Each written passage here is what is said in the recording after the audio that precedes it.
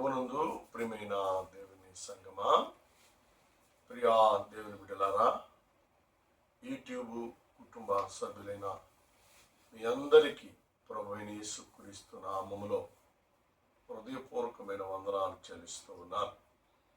ఇలా మరి ప్రతిరోజు మన ప్రార్థనలో మీ కొరకు ప్రార్థన చేస్తున్నా. మీ కుటుంబాల కొరకు, మీ బిడ్డల కొరకు, మీ ఆరోగ్యముల కొరకు మీ మనదినము ప్రార్థన చేస్తూ ఉన్నా. దయచేసి మీరు కూడా ప్రార్థన చేసుకోండి. పరిశుద్ధాత్మ దేవుడు మిమ్మల్ని బలపరుస్తాడు, పరిశుద్ధాత్మ దేవుడు మీకు సహాయం చేస్తాడు అని ప్రభు పేరట మీకు తెలియచేయటం నాకు ఎంతో సంతోషంగా ఉంది. ఇలా గత కొన్ని దినాల నుంచి మనము దేవుడు నమ్మదగిన దేవుడని మనము దైవ గ్రంథంలో నుండి 2వ కొరింథీయులకు రాసిన పత్రికలో మనం చదువుకున్నాం. ఈరోజు అపొస్తలుడైన పౌలు దశలోనిక 2వ దశలో రాసిన పత్రికలో 3వ అధ్యాయం 3వ వచనంలో చాలా శ్రేష్టమైన వాక్యం ద్వారా దేవుడు మనతో మాట్లాడుతున్నాడు. ఇలా మనం ఎప్పుడు కూడా దేవుని సహవాసాన్ని మర్చిపోకూడదు, దేవుని సన్నిధిని మనం మర్చిపోకూడదు, దేవుని కృపకు మనము ఏమాత్రం కూడా దూరస్థులముగా ఉండకూడదు అని దేవుని వాక్యము ద్వారా దేవుడు మనకు జ్ఞాపకం చేస్తూ ఉన్నాడు. కాబట్టి మనము దేవుని యొక్క నమ్మకత్వంలోకి మనం రావాలి. వాక్యము నమ్మదగినది, అర్థమైందా? దేవుడు నమ్మదగినవాడు. అందుకని యోహాను సువార్త 1వ అధ్యాయం 1వ వచనం, ఆది యందు వాక్యం ఉండెను, వాక్యము దేవుని యొద్ద ఉండెను, వాక్యమే దేవుడు. అర్థమైందా? వాక్యమే దేవుడు. కాబట్టి వాక్యము నమ్మాలి. మనం వాక్యం నమ్మితే దేవుని నమ్మినట్టే, దేవుని నమ్మితే వాక్యము నమ్మినట్టే. కాబట్టి ఇక్కడ 2వ దశలో రాసిన పత్రిక 3వ అధ్యాయం 3వ వచనంలో చక్కని మాట అంటాడు. అయితే ప్రభు నమ్మదగిన వాడు, ఆయన మిమ్మును స్థిరపరిచి దుష్టత్వము నుండి కాపాడును. చూసారా, నమ్మదగిన దేవుడు మనల్ని ఏం చేస్తాడంటే, కొంతమంది నమ్ముకున్న వారిని కొంతమంది నట్టాడ ముంచేస్తారు. ఫ్రెండ్ అని నమ్మితే మనం అన్నిట్లో మనం సహకరిస్తూ ఉంటాం, కానీ వారి మనసులో ఒకటి పెట్టుకొని మనల్ని మోసం చేస్తారు. ఆర్థికంగా కానివ్వండి, కుటుంబ పరంగా కానివ్వండి, ఆస్తుల పరంగా కానివ్వండి, మోసం చేస్తారు. భయంకరమైన పరిస్థితి. కాబట్టి మనుషులు నమ్మాకండి, ప్రభువు నమ్మదగిన వాడు. అర్థమైందా? వాక్యము నమ్మదగినది. కాబట్టి ప్రభువుని నమ్ముకున్న వారిని దేవుడు ఎప్పుడు విడిచిపెట్టడండి. ఆయన విడిచిపెట్టే దేవుడు కాదు. ఆయన ఎప్పుడు కూడా ఆదరించి సహాయం చేసే దేవుడిగా ఉంటాడు అని దేవుని వాక్యము ద్వారా దేవుడు మనకు జ్ఞాపకం చేస్తున్నాడు. కాబట్టి ఆయన నమ్ముకున్న వారిని ఏం చేస్తాడు? స్థిరపరుస్తాడు. స్థిరపరచడమే కాదు, దుష్టత్వముల నుండి మనల్ని కాపాడతాడు. ఒకటి, ప్రభు నమ్మదగిన వాడు. 2, చక్కని మాట అక్కడ జ్ఞాపకం చేస్తాడు, స్థిరపరుస్తాడు. 3, దుష్టత్వము నుండి విడిపించి 4, కాపాడతాడు. ఎంత గొప్ప అనుభవాలు ఈ దేవుని వాక్యము ద్వారా దేవుడు మనకు జ్ఞాపకం చేస్తున్నాడు. అయితే ప్రభువు నమ్మదగిన వాడు. ఎంత నమ్మకమైనటువంటి దేవుడు. దేవునికి స్తోత్రం. హల్లెలూయా. ఆయన ఎద్దకు వచ్చే వారిని, ఆయన నమ్ముకున్న వారిని ఆయన ఏమాత్రము త్రోసివేసే దేవుడు కాదు, నెట్టివేసే దేవుడు కాదు. అర్థమైందా? ఎంత నమ్మదగిన దేవుడు. ప్రపంచంలో ఇంత నమ్మదగినది ప్రభు, నమ్మదగిన దేవుడు ఎక్కడ లేడండి, ఎక్కడ లేడు. దేవునికి స్తోత్రం. కాబట్టి మనం ఎప్పుడు కూడా దేవుని సహవాసములు స్థిరపడాలి అంటే వ్యక్తులు నమ్మకూడదు, మనుషులు నమ్మకూడదు, స్నేహితులు నమ్మకూడదు. మనం నమ్మవలసింది మన రక్షకుడు, మన ప్రాణనాథుడైన యేసుక్రీస్తు వారినే మనం నమ్మాలి. ఆయనే నమ్ముకోవాలి. మనం అప్పుడు నమ్ముకుంటే ఏం చేస్తాడంటే ఆయన స్థిరపరుస్తాడు. అన్ని విషయాలలో మనల్ని స్థిరమైన వారిగా ఉంటాం. అంతకుముందు స్థిరత్వం ఉండదు, మాటలో స్థిరత్వం ఉండదు, జీవితం స్థిరత్వం ఉండదు, కుటుంబ పరంగా స్థిరత్వం ఉండదు, భార్యాభర్తల మధ్య స్థిరత్వం ఉండదు, తల్లిదండ్రుల మధ్య బిడ్డల మధ్య స్థిరత్వం ఉండదు. భయంకరమైన పరిస్థితి. కానీ ప్రభువు నమ్మదగిన వాడిని నమ్ముకుంటే నేను అన్ని విషయాలలో స్థిరమైన వ్యక్తిగా దేవుడు ఉంచుతాడు. స్థిరమైన దానిగా, స్థిరమైనటువంటి వాణిగా దేవుడు నిన్ను స్థిరపరుస్తాడు. ఆర్థికంగా స్థిరపరుస్తాడు, ఆరోగ్యంగా స్థిరపరుస్తాడు, మానసికంగా మెంటల్గా ఆయన నిన్ను స్థిరపరిచి నిన్ను బలపరచువాడుగా ఉంటాడు అని దేవుని వాక్యము ద్వారా దేవుడు మనకు జ్ఞాపకం చేస్తున్నాడు. కాబట్టి ప్రియా సహోదరా, ప్రియా సహోదరి, చేతులు జోడించి మనవి చేస్తూ ఉన్నాను. చేతులు జోడించి మనవి చేస్తున్నాను.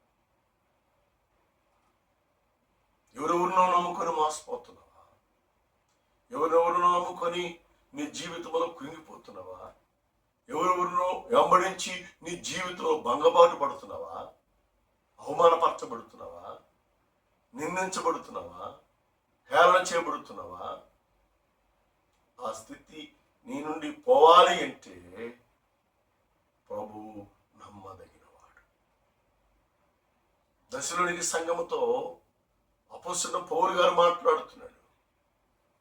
సంఘమా, లోకాన్ని నమ్మొద్దు, లోకములోని వ్యక్తులు నమ్మవద్దు, లోకమున ధనమును, బంగారమును, ఎండిని ఏదైనా నమ్మవద్దు. మీ కొరకు కొరడా దెబ్బలు తిని, మీ కొరకు గాయపరచబడి, మీ కొరకు రూపమును, ఆకారమును, సగసును కోల్పోయినటువంటి, మీ కొరకు ప్రాణ త్యాగము చేసినటువంటి మన రక్షకుడు, మన విమోచకుడైనటువంటి ప్రభువుని నమ్మదగిన వాడు అని నమ్మండి అని అపోస్తలుడైన పౌలు దశలోనికి సంఘాన్ని ఉద్దేశించి మాట్లాడుతున్నాడు. ఈరోజు దేవుని సేవకునిగా దేవుడు నన్ను బలపరిచి, దేవుడు నిలబెట్టి మీతో మాట్లాడుతున్నాడు. ఎవరు నమ్ముకుంటున్నావు? ఎవరు నమ్మి నువ్వు వెంబడిస్తున్నావు? ఎవరు నమ్మి నువ్వు కురింగిపోతున్నావు? ఎవరు నమ్మి నువ్వు నలిగిపోతున్నావు? ఎవరు నమ్మి నువ్వు మానసికంగా, మెంటల్గా నువ్వు కృంగుబాటులోకి దిగజారిపోతున్నావు? ఆ స్థితి నీకు ఉండకూడదు అని పరిశుద్ధాత్మదేవుడు నీతో మాట్లాడుతున్నాడు. పరిశుద్ధాత్మదేవుడు నిన్ను హెచ్చరిక చేస్తున్నాడు అని దేవుని వాక్యము ద్వారా దేవుడు మనకు నెంబర్ 1 ఆయన నమ్మాలి.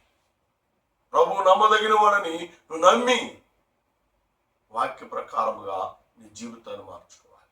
నెంబర్ 2, నమ్మిన వారిని దేవుడు ఏం చేస్తాడంట? స్థిరపరుస్తాడంటండి.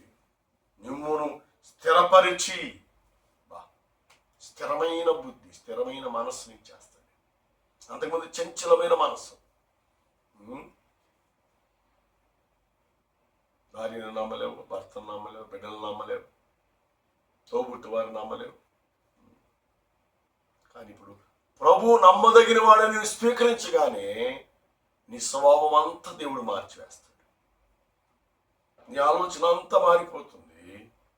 కాబట్టి ఇప్పుడు నేనేం చేస్తాను? దేవుడు వాక్యము చేత స్థిరపరుస్తాడు. వాక్యము చేత స్థిరమైన మనసునిస్తాడు. దేవునికి స్తోత్రం, హల్లెలూయా. కాబట్టి స్థిరమైన బుద్ధి, స్థిరమైన మనస్సు, స్థిరత్వం నీ జీవితంలో కలిగి ఉంటావు అని దేవుని వాక్యము ద్వారా దేవుడు మనకు జ్ఞాపకం చేస్తున్నాడు. కాబట్టి మనల్ని మనము దేవునికి సమర్పణ చేస్తున్నాం. ఇదే అంటాడు, ఇది 2వ దశలో రాసిన పత్రిక 2వ అధ్యాయం 17 ఆఖరైన అంటాడు చక్కని మాట, మిమ్మును స్థిరపరచును గాక అంటాడు. 17 ఆఖరైన అంటాడు, మిమ్మును స్థిరపరచును గాక. దేనిలో? వాక్యమును స్థిరపరచును గాక, ప్రార్థనలో మిమ్మును స్థిరపరచును గాక, భక్తిలో మిమ్మును స్థిరపరచును గాక, సంఘ సహవాసములో దేవుడు మిమ్మల్ని స్థిరపరచును గాక.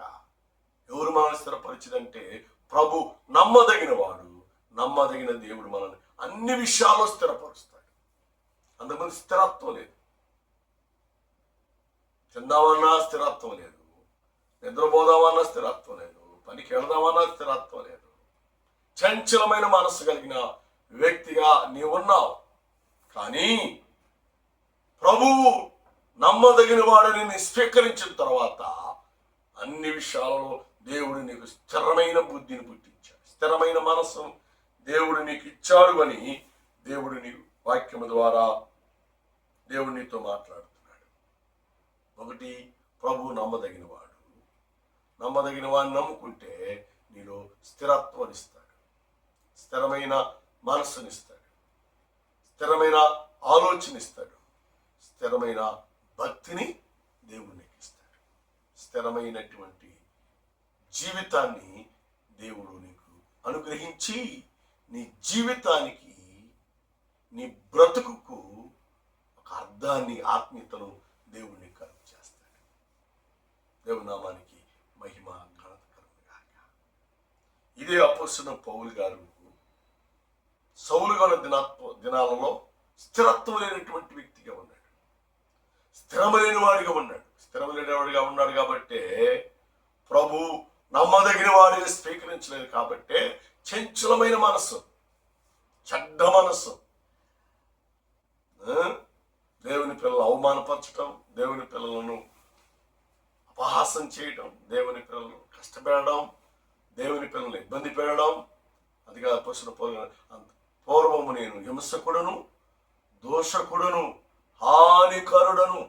ఎప్పుడు ప్రభు నమ్మకముందు, ఎప్పుడు ప్రభువులో స్థిరత్వం లేకముందు హానికరుడు, దూషకుడు, అంత ప్రమాదకరమైన వ్యక్తులండి. కానీ సౌలుగా జీవితాన్ని ముగించుకొని ప్రభు నమ్మదగిన వాడిగా స్వీకరించి, ప్రభుని నమ్మదగిన వాడిగా అంగీకరించి దేవుళ్ళు నమ్మకంగా ఉన్నప్పుడు ఆ నమ్మకత్వాన్ని బట్టి దేవుడు ఏం చేశాడంటే, సౌలు కాదు నువ్వు పౌలు అని చెప్పి పౌలు జీవితంలో స్థిరపరిచాడు. స్థిరపరిచి ఆయన సాక్షిగా పౌలు గారిని దేవుడు వాడుకున్నాడు. ఆయన సాక్ష్యం ఇచ్చేవాడుగా వాడుకున్నాడండి. స్థిరపడ్డ తర్వాత అంటున్నాడు తెలుసా, ఏమన్నాడు తెలుసా, నా మట్టుకు నేను బ్రతుకుట నాకు లాభం కా, నాకు మేలు కా, క్రీస్తు కొరకు మరణించుట నాకు మేలు. ఎంత గొప్ప ధన్యతకరమైన మాట అండి. స్థిరత్వం, సంఘంలో స్థిరత్వం ఉంటే అలాంటి ఆత్మీయతతో ఉండే మాటలు మాట్లాడతాం. ప్రార్థనలో స్థిరత్వం ఉంటే ఎంతటి శోధనలను జయిస్తాం. సంఘ సహవాసంలో స్థిరత్వం ఉంటే నీ జీవితంలో నువ్వు వాటమని చవి చూడలేవు అని దేవుని వాక్యము ద్వారా దేవుడు మనకు జ్ఞాపకం చేస్తున్నాడు. మూడో మాట అంటాడు, చక్కని మాట, దుష్టత్వము నుండి. ఒకటి, ప్రభు నమ్మదగిన వాడు. రెండు, స్థిరత్వము కలిగినటువంటి వారు ఎలా ఉంటారంటే దుష్టత్వము నుండి విడిపించబడతారు. దుష్టత్వం, దుష్ట సాంగత్యం, దేవునికి స్తోత్రం, హల్లెలూయా. దుష్ట సాంగత్య జీవితాన్ని